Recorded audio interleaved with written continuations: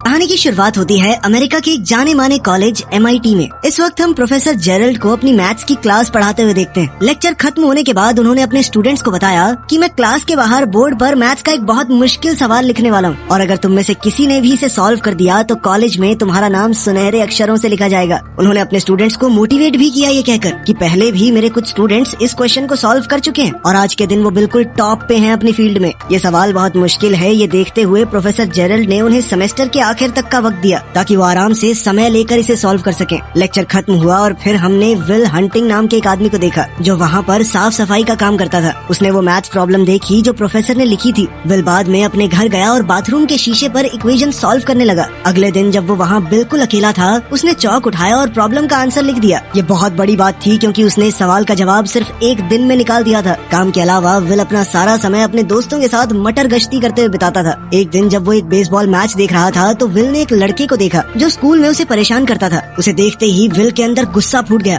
वो अपने दोस्तों के साथ उस लड़के के पास गया और लड़ाई शुरू कर दी। अंत में विल ने बदला लेते हुए उस लड़के को बहुत मारा। मामला ज्यादा न बढ़ जाए तो उसके दोस्तों ने उसे रोक दिया, लेकिन तब तक पुलिस वहाँ आ गई और जब पुलिस वाले ने उसे रोकने की कोशिश की तो उसने पुलिस वाले पर ही हमला कर दिया जिस वजह से वो अरेस्ट हो गया। दूसरी ओर प्रोफेसर जेरल्ड को पता चला कि जो मैथ्स प्रॉब्लम उसने लिखी थी वो तो सॉल्व भी हो गई है। वो तुरंत चेक करने गया और देखा कि किसी ने सच में उसका क्वेश्चन बिल्कुल सही सॉल्व कर दिया था। उसने अपने कुछ होशियार स्टूडेंट से पूछा कि ये तुम लोगों में से किसी का काम तो नहीं है, लेकिन जब उन बच्चों ने भी मना कर दिया तब तो प्रोफेसर एकदम चौंक गया। खैर प्रोफेसर की अगली क्लास पूरी तरह भरी हुई थी। सब लोग जानना चाहते थे कि आखिर वो अनजान मैथ्स जीनियस है कौन। प्रोफेसर ने कहा कि जिसने भी ये सॉल्व किया है वो आगे आए, मैं उसे उसका प्राइज देना चाहता हूँ। लेकिन पूरी क्लास एक दूसरे को देखने लगी, कोई भी आगे नहीं बढ़ा। जब कोई भी सामने नहीं आया तो प्रोफेसर ने अपने स्टूडेंट से कहा कि मैं एक और मैथ्स प्रॉब्लम लिख रहा हूँ जिसे सॉल्व करने में मुझे खुद 2 साल लगे थे। अब तुम में से जो भी वो मैथ्स जीनियस है इसे तो एक दिन में सॉल्व नहीं कर पाएगा। वहीं दूसरी ओर विल अभी जेल से बाहर आया ही था। उसने अपना साफ सफाई का काम किया और तुरंत प्रॉब्लम सॉल्व करने लग गया। उसी वक्त जेरल्ड अपने ऑफिस से बाहर आया और उसने विल को बोर्ड पर लिखते हुए देख लिया। उसने विल को रोकने की कोशिश की, सोचा कि वो बोर्ड पे ऐसे ही कुछ लिख रहा होगा।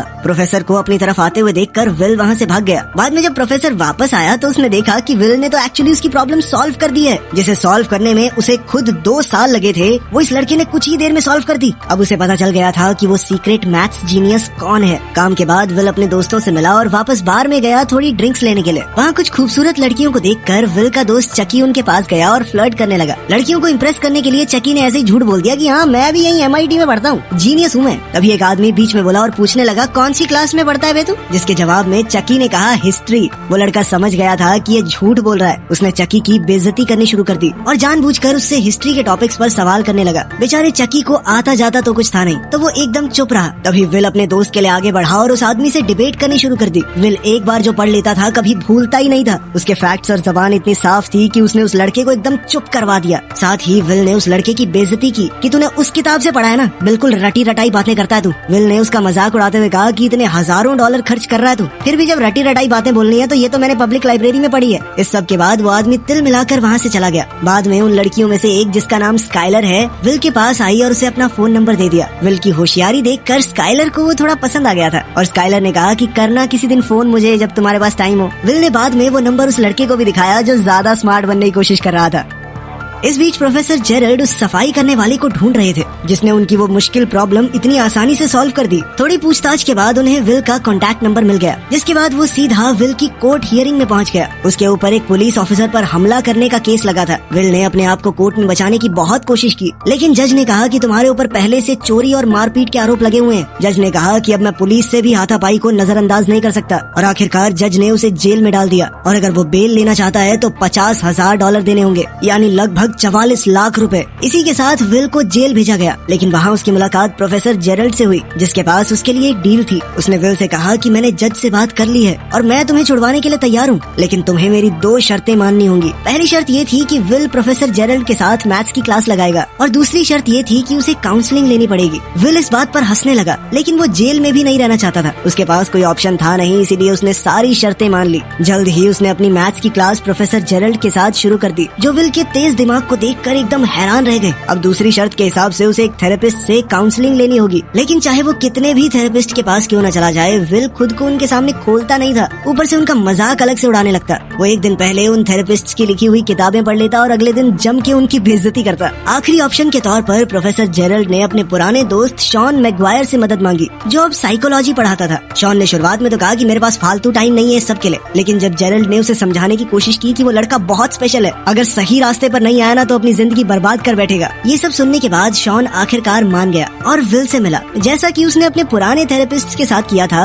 विल ने शॉन की किताब भी पढ़ ली थी और अब वो उनके हिसाब से ही उसका मजाक उड़ाने लगा। लेकिन शॉन ने पेशेंस रखते हुए विल के साथ एकदम नॉर्मल बातचीत की, बिना उसकी जिंदगी के बारे में कुछ भी पूछे। तभी विल की नजर एक पेंटिंग के ऊपर पड़ी जो शॉन ने खुद से पेंट की थी। उस पेंटिंग और कुछ आर्ट बुक्स को देखकर विल शॉन की जिंदगी के बारे में कुछ भी अंट शंट बोलने लगा। शॉन ने फिर भी विल की बातों पर ज्यादा ध्यान नहीं दिया, लेकिन फिर विल शॉन की पत्नी को भी अपनी बातचीत के टॉपिक में ले आया। उसकी पत्नी का जिक्र होते ही शॉन थोड़ा गुस्सा हो गया। विल को समझ आ गया कि शॉन की कमजोरी उसकी पत्नी है, तो वो बार बार उसका जिक्र करने लगा। उसने पूछा कि सर आपकी पत्नी यहाँ क्यों नहीं है? क्या हुआ, धोखा देके किसी और के साथ भाग गई क्या? ये सुनते ही शॉन पूरी तरह से अपना आपा खो बैठा और विल को गले से पकड़ लिया। उसने विल को चेतावनी दी कि कभी भी मेरी पत्नी की बेइज्जती मत करना। तभी विल ने शॉन से कहा कि सर टाइम खत्म हो गया है। शॉन ने उसे छोड़ दिया और विल बाहर चला गया, ये सोचकर कि उसने फिर से एक थेरेपिस्ट को तोड़ दिया है। शॉन का मूड देखकर प्रोफेसर जेरल्ड को लगा कि वो और सेशंस करने के लिए नहीं मानेगा, लेकिन शॉन ने तो कहा कि हाँ मैं करूंगा इसकी काउंसलिंग, अगले हफ्ते से लगातार लेके आओ इसको मेरे पास।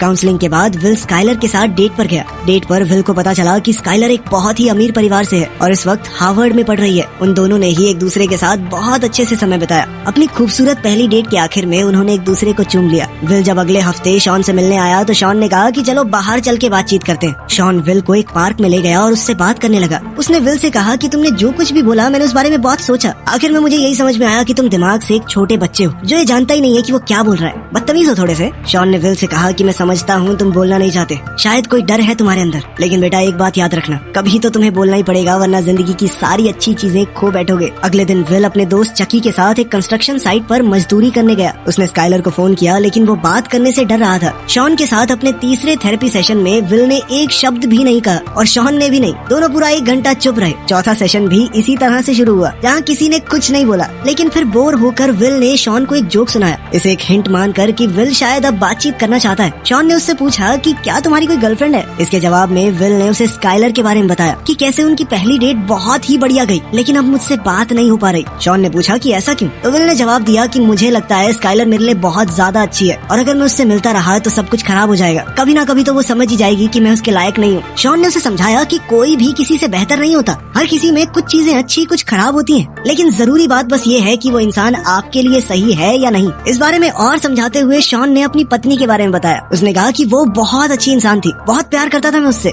लेकिन नींद में कभी कभी पात देती थी। उसकी इस बात से पूरे कमरे का माहौल बदल गया। विल और शॉन दोनों ने खुलकर हंसना शुरू कर दिया। इसी पल वो दोनों एक दूसरे के थोड़े करीब आ गए और विल को अब शॉन के आसपास थोड़ा कंफर्टेबल महसूस होने लगा। सेशन खत्म हुआ और शॉन ने सलाह दी कि जाकर बात करो उस लड़की से। विल शॉन की बातों में इतना खो गया कि उसे याद दिलाना पड़ा कि आज का सेशन खत्म हो गया है, चलो जाओ यहाँ से। शॉन की बात मानकर विल स्काइलर के कॉलेज में गया और उसे दोबारा बाहर चलने के लिए कहा। स्काइलर ने कहा कि मैं तुम्हारे साथ बाहर जाना चाहती हूँ, लेकिन मुझे एक बहुत ही ज्यादा मुश्किल प्रॉब्लम सॉल्व करनी है जिसमें कई दिन भी लग सकते हैं। विल और इंतजार नहीं कर सकता था तो उसने कहा कि वो सवाल मुझे दिखाना। सवाल देखते ही उसने पलक झपकते ही आंसर एक नैपकिन के ऊपर लिख दिया। इसके बाद विल ने कहा कि अब तो तुम्हारे पास कोई बहाना नहीं बचा, चलो मेरे साथ। उनकी दूसरी डेट के दौरान स्काइलर ने विल से उसके परिवार के बारे में पूछा और विल ने उसे झूठ कह दिया कि मेरे 12 भाई हैं। जिस पर स्काइलर ने कहा कि अच्छा नाम बताइए जरा, और विल ने धड़ाधड़ 12 रैंडम नाम सीक्वेंस में बोल दिए। स्काइलर को थोड़ा शक हुआ कि ये झूठ बोल रहा है और उसने कहा कि एक बार नाम फिर से दोहराना जरा, लेकिन अपना विल जीनियस है, उसने दोबारा उन नामों को उसी सीक्वेंस में बोल दिया। खैर विल अपने अगले थेरेपी सेशन में शॉन से मिला और पूछा कि क्या तुम्हें कभी अपनी पत्नी से मिलने का पछतावा हुआ है, क्योंकि तुम्हारी पत्नी के मरने के बाद तो तुम बहुत ज्यादा अकेले हो गए होगे और इतना प्यार करते थे तो दुख भी ज्यादा हुआ होगा। इस सवाल के जवाब में शॉन ने उसे बताया कि कैसे वो अपनी पत्नी से मिला था। जब मैंने उसे पहली बार देखा तो वो अपने दोस्तों के साथ एक बेसबॉल गेम की टिकट टिकट लेने के लिए लाइन में इंतजार कर रही थी। वो एक बहुत ही क्लासिक मैच था, तो विल ने कहा कि तुमने वो गेम लाइव देखी थी, कितने लकी हो यार तुम। इस पर शॉन ने बताया कि गेम तो मैंने बाद में टीवी पर ही देखी थी, मैंने अपने दोस्तों को छोड़ दिया था उस लड़की के साथ डेट पर जाने के लिए, वही लड़की जो बाद में उसकी पत्नी बनेगी। विल को बिल्कुल भी यकीन नहीं हो रहा था कि शॉन ने इतनी जबरदस्त गेम एक लड़की के साथ थोड़ा सा टाइम बिताने के लिए छोड़ दी। इस पर शॉन ने कहा कि मुझे कभी कोई पछतावा नहीं हुआ उससे मिलने का, चाहे वो मेरी जिंदगी में सिर्फ कुछ सालों के लिए ही थी, लेकिन वो साल सबसे खूबसूरत थे। खैर बाद में स्काइलर ने विल से कहा कि तुम मुझे अपने दोस्तों और परिवार वालों से क्यों नहीं मिलवाते। विल ने अभी भी उससे अपनी जिंदगी के बारे में झूठ बोल रखा था, लेकिन वो उसे अपने दोस्तों से मिलवाने के लिए तैयार हो गया। स्काइलर, विल और उसके दोस्त एक बार में मिले और स्काइलर को उसके दोस्त काफी पसंद आए। उन सभी ने एक दूसरे के साथ बहुत अच्छे से समय बिताया। तभी प्रोफेसर जेरल्ड शॉन से विल की प्रोग्रेस के बारे में पूछने आया। शॉन ने कहा कि विल धीरे धीरे खुलना शुरू हो गया है, लेकिन अभी थोड़ा और वक्त लगेगा उसे पूरा कंफर्टेबल करने में। प्रोफेसर जेरल्ड ने बताया कि मैं विल के लिए एकदम टॉप की नौकरी ढूंढ रहा हूँ। इंटरव्यू तो वो बहुत प्यार से क्रैक कर लेगा, बस उसकी ये दिमागी प्रॉब्लम ठीक हो जाए, फिर उसे मैथ्स की फील्ड में अपना नाम बनाने से कोई नहीं रोक पाएगा। शॉन ने कहा कि तुम उसके बाप हो क्या जो उसके लिए जिंदगी के फैसले ले रहे हो। जो भी वो लड़का करना चाहता है उसे करने दो, वो जीनियस है, इसका मतलब ये थोड़ी कि बस यही करना पड़ेगा, जबरदस्ती है। लेकिन प्रोफेसर जेरल्ड ने कहा कि वो कुछ और नहीं कर सकता, मैं विल का टैलेंट वेस्ट नहीं होने दूंगा। लेकिन विल को इस तरह की नौकरी में कोई दिलचस्पी नहीं थी, इसीलिए उसने अपने दोस्त चकी को इंटरव्यू में अपनी जगह भेज दिया। एक रात अपनी जिंदगी के बारे में बात करते हुए स्काइलर ने विल से कहा कि तुम मेरे साथ कैलिफोर्निया चलोगे। स्काइलर की बात सुनकर विल घबराने लगा और बोला कि वो उसके साथ नहीं चल सकता, मेरी सारी जिंदगी यहीं पर है। स्काइलर ने उससे पूछा कि तुम मुझसे प्यार करते हो मैं जानती हूँ, तो पूरी तरह मेरे साथ आने में इतना डरते क्यों हो और मुझे कभी कुछ सच भी नहीं बताते। उसने ये भी बताया कि मुझे पता है तुमने झूठ बोला था, तुम्हारे 12 भाई हैं। ये झूठ सामने आने पर विल अपना आपा खो बैठा। उसने कहा क्या जानना चाहती हो तुम मेरे बारे में, अनाथ हूँ मैं, माँ बाप का आता पता है नहीं। अपनी ज्यादातर जिंदगी एक परिवार से दूसरे में फुदकते हुए बिताई है मैंने। बचपन में जिस परिवार के साथ मुझे रखा गया वो मारता था, मुझे कुत्ते की तरह मारता था। स्काइलर रोने लगी और विल से कहा कि कोई बात नहीं, मैं तुम्हारे साथ हूँ ना, मैं तुम्हारे साथ रहूंगी चाहे कुछ भी हो जाए। लेकिन विल ने उसे दूर कर दिया और कहा कि मुझे किसी की मदद नहीं चाहिए। विल को कहीं न कहीं डर था कि अगर उसने किसी को पास आने दिया और फिर वो इंसान उसे छोड़कर चला गया तो वो सह नहीं पाएगा। स्काइलर ने रोते हुए कहा कि मैं तुमसे बहुत प्यार करती हूँ, कभी तुम्हें छोड़कर नहीं जाऊंगी। लेकिन विल ने झूठ कह दिया कि मैं तुमसे प्यार नहीं करता और वहाँ से चला गया, स्काइलर को अपने कमरे में अकेला रोते हुए छोड़कर। प्रोफेसर जेरल्ड के बहुत कहने पर विल ने आखिरकार नौकरी के लिए हाँ कह दिया। विल इंटरव्यू देने गया तो, लेकिन नौकरी लेने की कोशिश नहीं की। थेरेपी सेशन में शॉन ने उससे पूछा कि वो अपनी जिंदगी में सबसे ज्यादा किस पर भरोसा करता है। विल ने जवाब दिया मेरे दोस्त चकी के ऊपर। शॉन ने कहा हाँ मैं मानता हूँ, तुम्हारा भाई जैसा दोस्त है, जान भी दे देगा तुम्हारे लिए, लेकिन दोस्तों के साथ जिंदगी तो नहीं बिताई जा सकती ना। फिर शॉन ने उससे पूछा तो अपनी रोजी रोटी कैसे कमाओगे। इस पर विल ने कहा कि दिहाड़ी पीटूंगा, कंस्ट्रक्शन का काम बहुत अच्छे से आता है मुझे, सारी जिंदगी कर लूंगा, कमा लूंगा, खा लूंगा। इस पर शॉन ने विल से कहा कि तुमने सारी उम्र मजदूरी की है तो वो तुम्हारा कंफर्ट जोन बन चुका है, उससे बाहर निकलने से डर रहे हो तुम, और यही डर तुम्हें एक बेहतरीन जिंदगी जीने से रोकेगा। शॉन ने उसे ये नहीं कहा कि जेरल्ड जो तुम्हें नौकरी लेने को कह रहा है वो कर लो, बल्कि उसने विल से पूछा कि तुम अपनी जिंदगी में क्या करना चाहते हो। इस पर विल ने मजाक में कहा कि मैं तो भेड़ बकरियां चराना चाहता हूँ। ये जानकर कि विल सीरियस नहीं है, शॉन ने उसे अपने ऑफिस से निकलने को कहा। उसने कहा कि मैं अपना वक्त बर्बाद नहीं करना चाहता, तुम्हारे पास फालतू टाइम होगा, मेरे पास नहीं है, अगर ईमानदारी से जवाब नहीं देना तो जाओ। इस पर विल गुस्सा हो गया और शॉन पर चिल्लाने लगा। शॉन ने फिर से पूछा कि वो अपनी जिंदगी में क्या करना चाहता है। विल दोबारा से चुप रहा, उसने जवाब नहीं दिया। शॉन ने उससे कहा चला जा यहाँ से, जा। स्काइलर के कैलिफोर्निया जाने से पहले विल ने उसे फोन करके अलविदा कहा। स्काइलर ने एक आखिरी बार कहा कि मैं तुमसे प्यार करती हूँ। विल मुस्कुराया लेकिन अपने डर की वजह से जवाब नहीं दिया। उसे अभी भी लगता था कि आखिर में तो मेरा दिल टूटना ही है। अगले दिन चकी से बात करते हुए विल ने कहा कि मैं कोई नौकरी वोकरी नहीं लेने वाला, और अब तो स्काइलर भी चली गई, दोनों भाई यहीं पे कंस्ट्रक्शन का काम करेंगे, अड़ोस पड़ोस में रहेंगे आराम से। ये सुनकर चकी ने अपने दिल की बात कही। उसने विल से कहा कि देख 10 साल बाद मैं तो यहीं मिलूंगा, लेकिन अगर तू 10 साल बाद यहाँ मिला ना तो मुझे बहुत दुख होगा। चकी ने कहा कि मेरा एक ही सपना है, सुबह जब मैं तुझे लेने तेरे घर जाता हूँ ना, मेरे दिल से हर रोज आवाज आती है कि काश आज ये साला यहाँ ना मिले, कुछ अच्छा कर रहा हो जिंदगी के साथ। दूसरी ओर प्रोफेसर जेरल्ड शॉन से लड़ रहा था कि आखिर वो विल को काम लेने के लिए मना क्यों नहीं पा रहा। शॉन ने कहा कि हमें विल को मजबूर नहीं करना कि अपनी जिंदगी के इतने बड़े बड़े फैसले ले, अभी उसे खुद ही नहीं पता वो क्या करना चाहता है। उसने समझाया कि विल को छोड़ दिए जाने का डर है, इसीलिए वो लोगों को अपने पास नहीं आने देता। जेरल्ड उसकी बात से सहमत नहीं था। उसने शॉन से सीधा कहा कि विल को अपनी जिंदगी बर्बाद करने मत दे, क्या अपनी तरह फेलियर बनाना चाहता है क्या उसे। इस पर शॉन ने जवाब दिया कि मैं कोई फेलियर नहीं हूँ, मैंने चुनी है ये जिंदगी, मुझे अच्छा लगता है इतना, इतने में खुश हूँ मैं। तभी विल अंदर आया और उनकी बातचीत सुन ली। प्रोफेसर जेरल्ड कमरे से बाहर चला गया ताकि थेरेपी शुरू हो सके। शॉन के पास आज एक फाइल थी जिसमें विल के शरीर की तस्वीरें थी, जिसमें उसके फॉस्टर फादर की मार के निशान थे। विल ने पूछा कि क्या कभी तुमने किसी बच्चे को इस तरह बेरहमी से पिटा हुआ देखा है? इस पर शॉन ने बताया कि मेरे पिता शराबी थे, बचपन से शराब पीकर मुझे और मेरी माँ को मारते थे। शॉन की कहानी सुन के विल को अपने बचपन की याद आ गई। शॉन ने विल के सामने आकर कहा कि जो कुछ भी तुम्हारे साथ हुआ बेटा वो तुम्हारी गलती नहीं थी। विल ने हामी भरते हुए सर हिलाया, पर शॉन बार बार कहता रहा कि ये तुम्हारी गलती नहीं थी, नहीं थी बेटा, नहीं थी। आखिर में विल ने कहा मुझे पता है, पर शॉन फिर भी बार बार बोलता रहा तुम्हारी गलती नहीं थी, नहीं थी, मान लो इस बात को। ये सुनकर विल की आंखों में आंसू आ गए। उसने शॉन को धक्का दिया। शॉन ने फिर से कहा कि जो कुछ भी हुआ तुम्हारी गलती नहीं थी, और अब आखिर में विल टूट गया। उसने शॉन को गले लगा लिया और जोर जोर से रोने लगा। अब वो अपना बीता हुआ दर्द छोड़कर आगे बढ़ने के लिए तैयार था। उसने शॉन से कहा कि वो उन्हीं नौकरियों में से एक लेगा जो प्रोफेसर जेरल्ड ने उसके लिए तैयार की हैं। इसके साथ उसका आखिरी थेरेपी सेशन खत्म हुआ। विल ने शॉन से पूछा कि अगर बाद में कभी बातचीत करने का मन करे तो आ सकता हूँ, जिस पर शॉन ने कहा कि तुम्हारे लिए हमेशा दरवाजे खुले हैं। जिसके बाद विल ने शॉन को गले लगाकर अलविदा कहा। उसके 21वें जन्मदिन पर उसके दोस्तों ने मिलकर उसे एक गाड़ी दी थी। गाड़ी नई तो नहीं थी, पर विल बहुत खुश था इस गिफ्ट से, क्योंकि ये उसके सबसे अच्छे दोस्तों की तरफ से था। उधर प्रोफेसर जेरल्ड शॉन के पास गया और उसे फेलियर बुलाने के लिए माफी मांगी। वो दोनों बिछड़े दोस्त फिर से मिल गए और शॉन ने बताया कि वो वर्ल्ड टूर पर जा रहा है। इतने भी कम पैसे नहीं कमाता मैं, समझा। जब शॉन अपना सामान पैक कर रहा था, विल उसके घर के बाहर कार लेकर आया और उसे ट्रिप के लिए रेडी होते हुए देखा। विल घर के दरवाजे तक गया